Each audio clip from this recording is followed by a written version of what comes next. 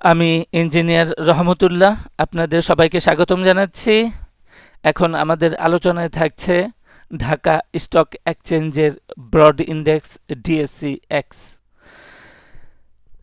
Market 29শে মে থেকে আপট্রেন্ড আছে।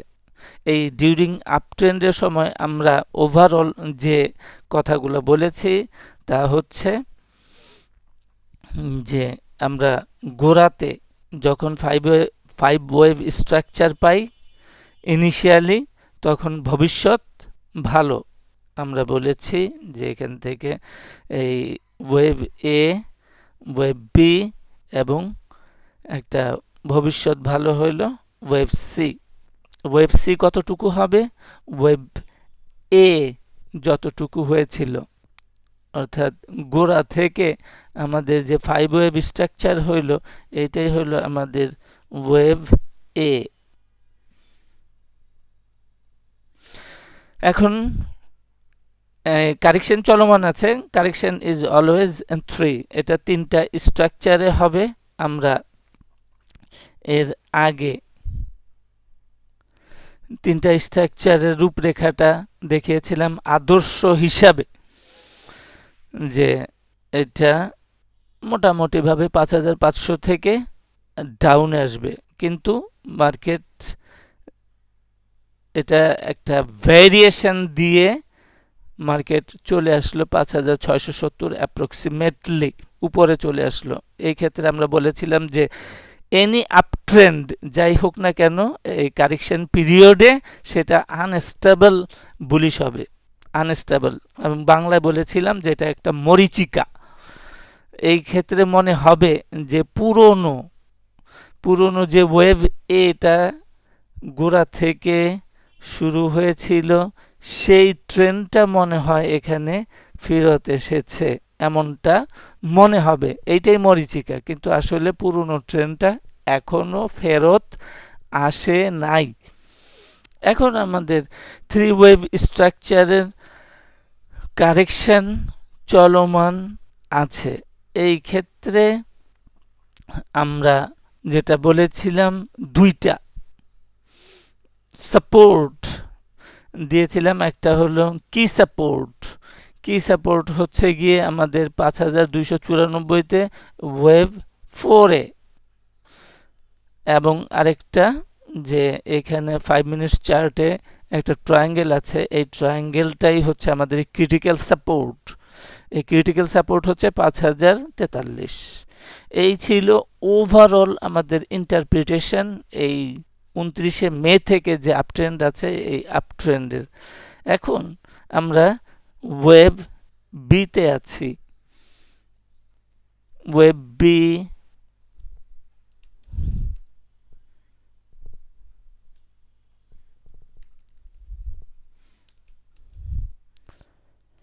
ওয়েভ বিতে আছি। ওয়েভ বিটা কারেক্টিভ, কারেকশনে 3টা ওয়েভ থাকবে। এখন আমাদের ফাইনাল যে আপট্রেন্ডটা আমরা বলেছি যে 29শে মে থেকে যে আপট্রেন্ডটা হলো, সেটা 3টা ওয়েভে আসবে। তাহলে 3টা ওয়েভ হলে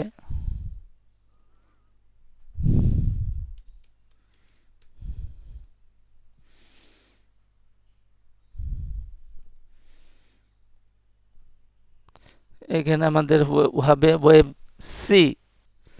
এই ওয়েভ সিটাই ইকুয়ালস টু হবে জেনারেলি ওয়েভ এর সমান।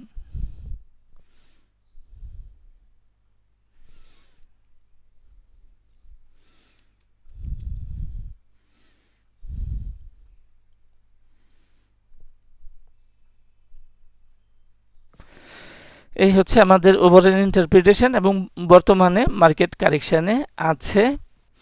এখন আমাদের কাছে গুরুত্বপূর্ণ বিষয় হচ্ছে সাপোর্ট। কি সাপোর্ট? যেটা 5294-তে আছে, এইটা অত্যন্ত গুরুত্বপূর্ণ, যেটা এখনো পর্যন্ত ভাঙে নাই এবং না ভাঙার সম্ভাবনা আছে। সেইটি হইল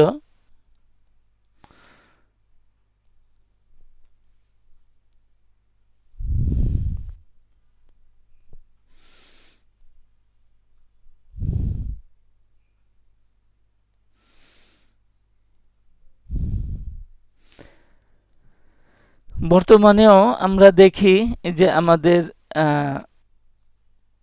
মার্কেট ইন্ডেক্স ডাউনে আছে এবং গত কর্মদিবসে মার্কেট আপ হইল, এই আপটাও এই একই কথা যে ডিউরিং কারেকশন যে আপ হবে, এই আপটা মরিচিকা, এটা আনস্টেবল এবং এটা বিক্রি করার সুযোগ সুবিধা, এটা সেল অপরচুনিটি আমাদের দিচ্ছে, মার্কেট আবারও ডাউনে যাবে। এখন আমরা যেটা বলছিলাম যে আমাদের ওয়েভ 4 টা অত্যন্ত গুরুত্বপূর্ণ, এটা ভাঙে কি ভাঙে না। একটু আগে আমরা বললাম যেটা না ভেঙেও কারেকশন হইতে পারে, সেইটা হলো যে আমাদের এখানে ট্রায়াঙ্গেল হইতে পারে এবং এখানে 5টা বাহু হবে, এ বি, বর্তমানে সি ওয়েভ চলছে, সি ডি ই, মিনিমাম অথবা এসেনশিয়ালি 5টা বাহু, এখানে 5টা বাহু আমরা ড্র করলাম। 5টা বাহুর পরে আমরা যেটা বলেছি যে আমাদের কাঙ্ক্ষিত ওয়েভ সি, বড় ওয়েভ সিটা এখান থেকে যাবে। তাহলে দেখা গেল যে আমাদের এই কি সাপোর্ট যেটা 5294-তে আছে, এই কি সাপোর্টটা ভাঙলো না কিন্তু কারেকশন কমপ্লিট করে উপরে চলে গেল, এই একটা সম্ভাবনা আছে। আরেকটা সম্ভাবনা হইল যে আমরা যেটা জেনারেলি